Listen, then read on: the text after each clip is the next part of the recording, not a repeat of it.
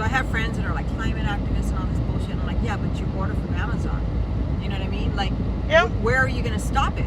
You're being hypocritical. You're saying, you know, the crime, not you, but the crimes against Muslims. Oh, you know, the Muslim ban, let's go protest, whatever.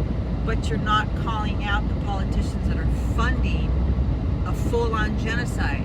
I don't watch the news. I haven't had TV in 35 years. I live on the Navajo Nation, like I said, and I live amongst the Native Americans that are fucking livid because either party has not given them their water rights. Both parties have broken their treaty rights, and now this motherfucker wants to come on the land and drill for oil.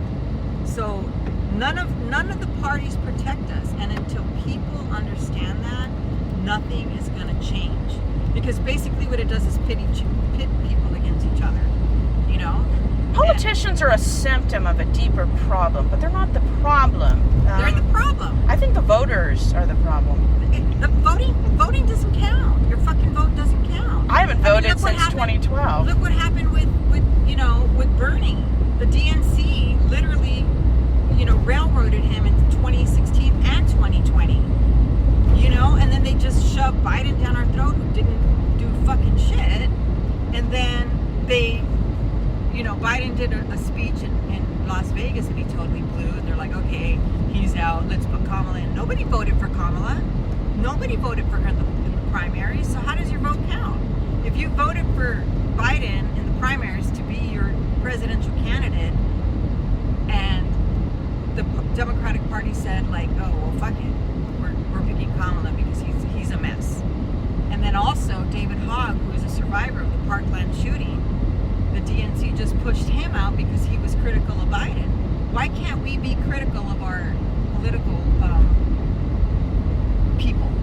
Why do we have to agree with everything? Same reason why most of Congress needs to grow a pair and stand up to Trump and tell him to sit down and shut up. Well, why didn't they do anything when they had majorities? Because it works in their favor if they don't say something.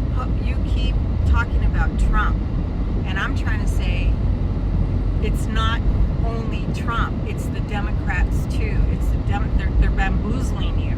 They had majority of House, Senate, and presidency when Biden came into office.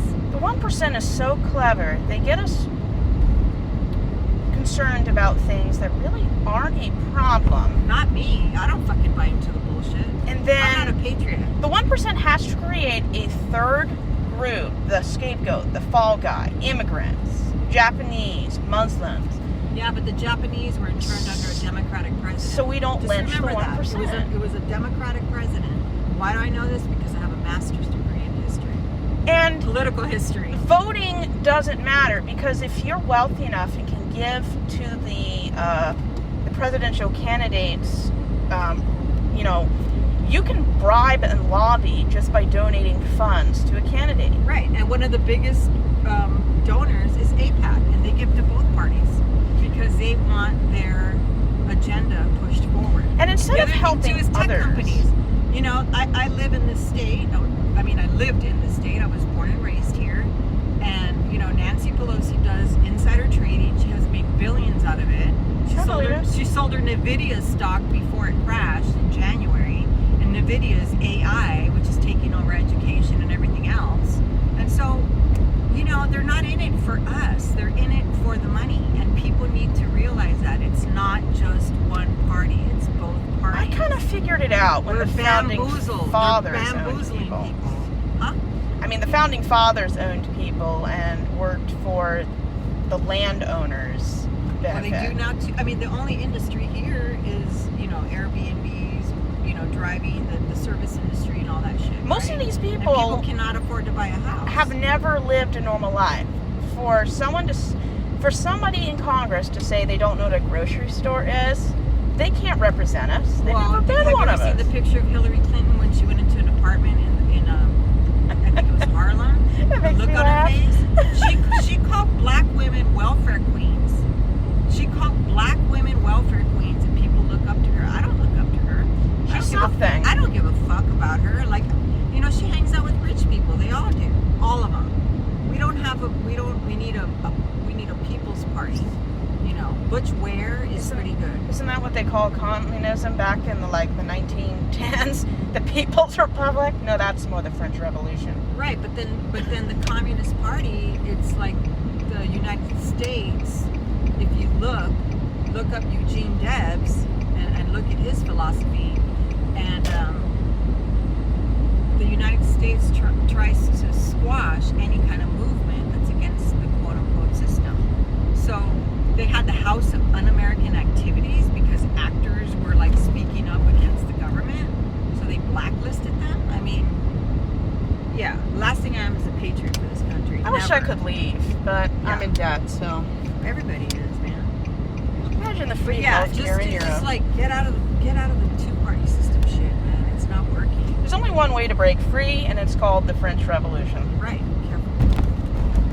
Yeah. It's like, yeah, people don't be bamboozled. Left or Yes, right? left. Okay. I'm definitely left. I'm not right at all. Well, interesting conversation, but I haven't voted since 2012 because I know it's a cult. girl, it's a fucking cult. All right. Yeah. Take care. Have a good day.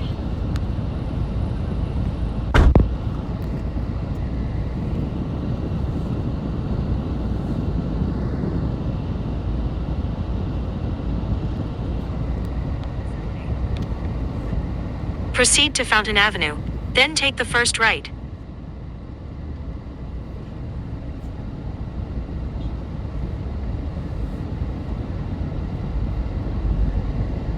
Turn left onto Fountain Avenue.